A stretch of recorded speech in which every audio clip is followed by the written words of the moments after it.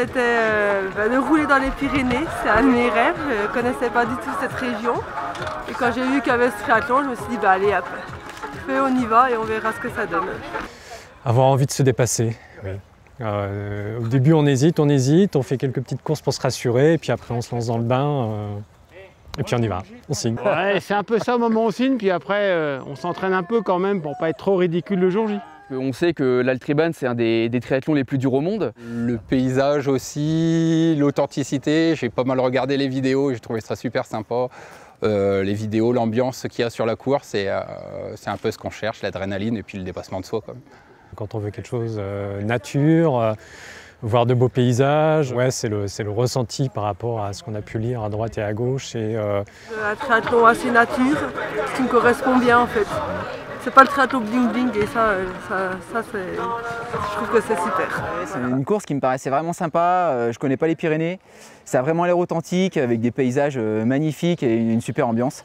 On lance l'idée et on va pas dire qu'on fonce tête baissée, mais une fois que l'idée est lancée, on y va.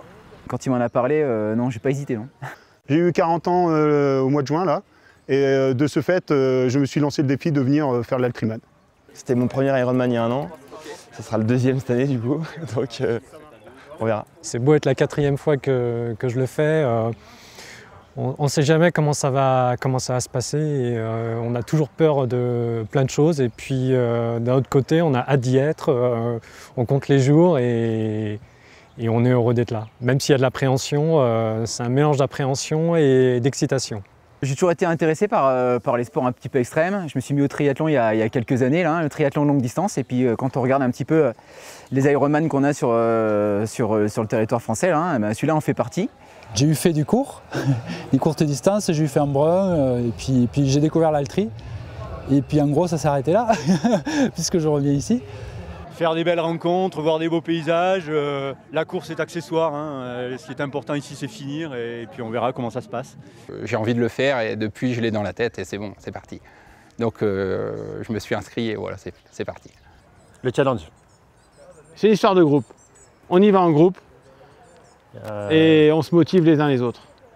Quel est mon objectif? Donc il aimerait bien d'être en dessous des 13 heures, puisque les 2 fois précédentes il a fait 13 et quelques.